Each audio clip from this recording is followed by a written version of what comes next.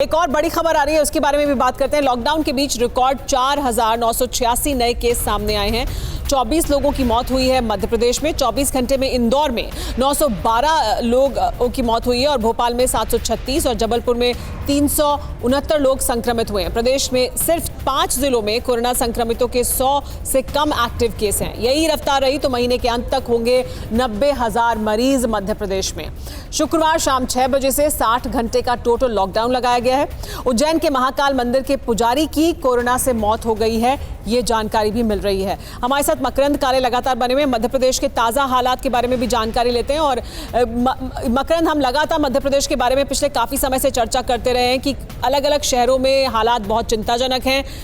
क्या और कदम उठाए जाने हैं? क्या सरकार और कोई सख्ती भी बरतेगी और अभी क्या स्थिति है?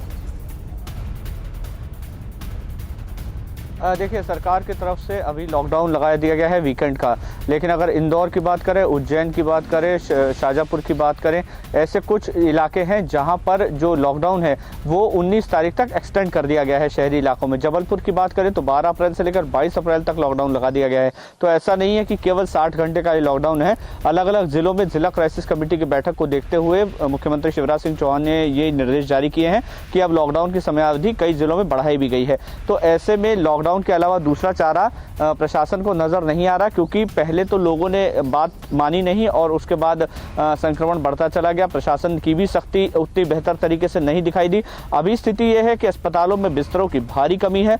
भले ही सरकार कह रही है कि उनके पास वर्तमान में 20,000 के करीब बिस्तर है और इन्हें बढ़ा के 36,000 किया जाएगा। माफ कीजिएगा, 24,000 बिस्तर हो चुके हैं, इनको 36,000 किया जाना है। लेकिन अस्पतालों में वेंटिलेटर्स नहीं है। जैसे भोपाल की मैं एक बात बताऊं, कई मामले ऐसे आए हैं जहां पर वेंटिलेटर के लिए जो परिजन है वो परेशान हो रहे हैं, लेकिन वेंटिलेटर वाले बेड जो है वो उपलब्ध नहीं है। तो ऐसे में बहुत समस्या परिजनों के सामने तो है ही, साथ ही साथ अस्पतालों में जगह नहीं होने की वजह से वहां का स्टाफ चूंकि कोरोना संक्रमित हो गया है, तो ये भी एक बहुत बड़ी चुनौती है। जैसे आज ही हम रायसेन गए थे, सांची जो खुद स्वास्थ्य मंत्री की विधानसभा है, उनके जो सामुदायिक स्वास्थ्य केंद्र, वहाँ के 2 डॉक्टर्स जो है वो आइसोलेशन में है क्योंकि उनको कोरोना हो गया। उसके अलावा 4 डॉक्टर्स ऐसे हैं जो उस टेस्टिंग की रिपोर्ट का इंतजार कर रहे हैं, वो आइसोलेशन में, यानी कि 6 डॉक्टर्स आपके अलग हो गए। तो ऐसे में कहीं ना कहीं बड़ी परेशानी है। 53 लोग एम्स भोपाल के कोरोना संक्रमित हैं, चाहे वो मेडिकल स्टाफ हो चाहे स्टूडेंट्स हो। तो ऐसे में चुनौतियां बहुत ज्यादा हैं। और इसके अलावा रेमडेसिविर के इंजेक्शन की बात मैं जरूर करना चाहूंगा।